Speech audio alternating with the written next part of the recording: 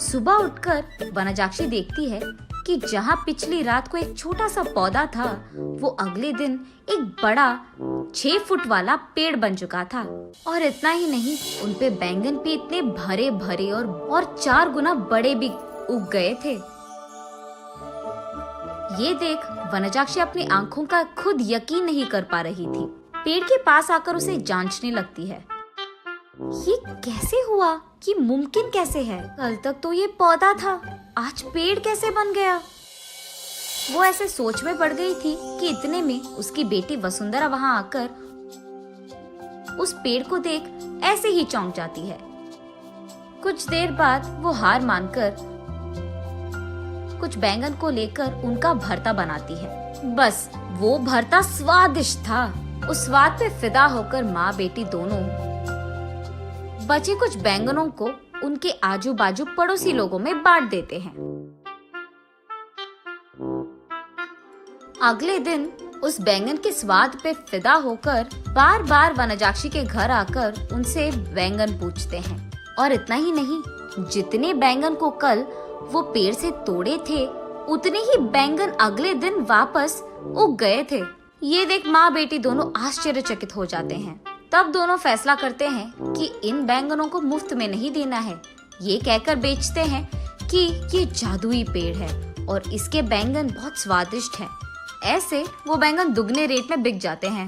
कुछ ही दिनों में इन स्वादिष्ट बैंगनों के बारे में और वो बड़ा सा बैंगन के पेड़ के बारे में इधर उधर बात फैलकर आजू बाजू पड़ोसी शहर तक पहुंच जाता है। इसलिए हर रोज सुबह शुरू होते ही पेड़ में भर के बैंगन उगते थे और उनके लिए लोगों की लाइन लग जाती थी सुबह सुबह, और वो भी वनजाक्षी के घर के बाहर। वनजाक्षी का पैसों का डिब्बा हर रोज पैसों से भर जाता था और ये बहुत साधारण सी चीज होती थी।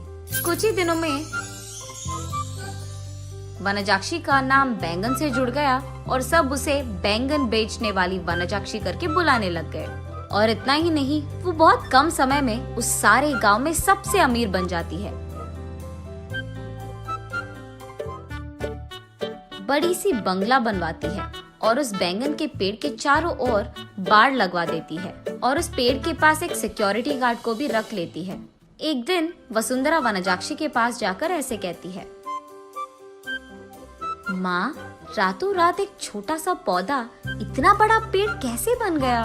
और ऊपर से अगर सारे के सारे बैंगन हमने तोड़ दिया तो भी अगले दिन उनके जगह में उतने ही भर के बैंगन उग जाते हैं। ये कैसे मुमकिन है? अरे हाँ, मैं भी इस चीज के बारे में सोचना भूल गई। चलो जो भी हुआ उनसे हमारा अच्छा ही तो हुआ।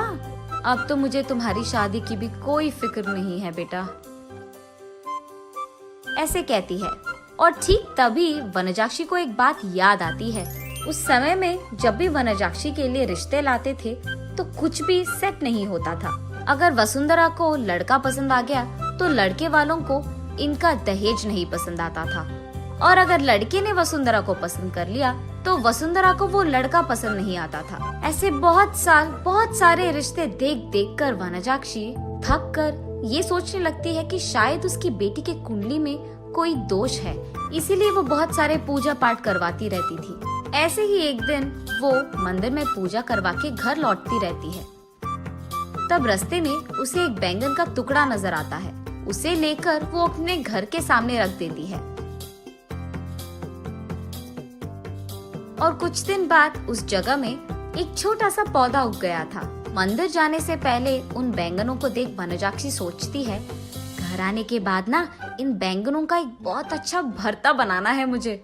यही सोचते हुए वो मंदिर चलती रहती है। रास्ते में वो ऐसे सोचती है, अगर कोई वो बैंगन को लेके गया तो वो फैसला करती है कि जल्दी जल्दी वो मंदिर जाकर भगवान की प्रार्थना करके बाहर आ जाएगी। वापस आते वक्त उसे रास्ते में एक साधु नजर आते हैं। उनके पास जाकर वो ऐसे पूछती है, स्वामी, मैं मेरी बेटी की शादी करवाने के लिए बहुत कोशिश कर रही हूँ, लेकिन नहीं हो रहा है।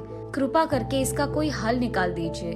ठीक है, उस जगह पे बैठकर अपनी पूरी मन से प्रार्थना करो, ऐसे कहते हैं साधु। तब वनजाक्षी उस साधु के सामने बैठकर इसी डर में पड़ी रहती है कि कहीं कोई उस बैंगन को चुरा ना ले। हे भगवान, मेरे घर जाने तक उन बैंगनों को संभाल के रखना, किसी को उसे चुराना नहीं है। इसका प्रार्थना करके वो उठकर साधु के पास जाकर आशीर्वाद दीजिए स्वामी, ऐसे कहती है। तब साधु कहते हैं, जो प्रार्थना तुमने अपने मन से, पूरे मन से किया है, तुम्हें वो हासिल होगा, और वो भी दुगने में। जाओ बेटी। तब जाकर वनजाक्षी को समझ आता है कि हुआ क्या था, और वो वसुंधरा को ये सब समझा देती है। तो तुमने मेरे शादी के बारे में नहीं, बैंगन के बारे में प्रार्थना किया था। हाँ, तुम भी ना, ये कहकर हंस लेती है। चलो जो भी हुआ, हमारा तो भला ही हुआ ना बेटी। इस बैंगन के पेड़ के वजह से हम अमीर बन गए हैं, और कल ही तुम्हारा स्वयंवर है, तैयार हो जाओ। ये कहकर आजू बाजू पड़ोस के सारे गांव में डंडोरा पिटवाती है कि उससे भी अमीर लोग उसकी बेटी से शादी करने के लिए स्वयंवर आ जाए। तब तक बैंगन बेचने वाली वनजाक्षी तो बहुत प्रसिद्ध थी, और उस घर के जादुई बैंगन का पेड़ भी। इसीलिए उससे रिश्ता पक्का करने के लिए बहुत सारे अमीर लोग लाइन में लग गए थे। उनमें से अमीर और अच्छा दिखने वाले एक आदमी से वनजाक्षी अपनी बेटी वसुंधरा की शादी करवा लेती है। कुछ दिन बाद जब उसके सारे जिम्मेदारियां खत्म हो गई थी, वनजाक्षी उस बैंगन के पेड़ के पास बैठकर ऐसे सोचने लगती है, उस दिन मुझे इस बैंगन के बारे में काश कुछ सोने का ख्याल आया होता। बैंगन के बदले में सोना दुगने में मिल जाता था, तब मैं और अमीर बन जाती थी। हाँ।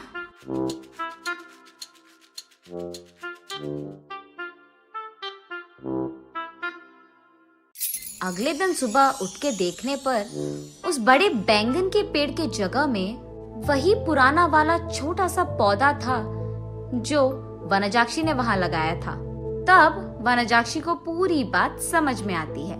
आशा करना तो अच्छा ही है, लेकिन लालच करोगे तो निराशा ही मिलेगी।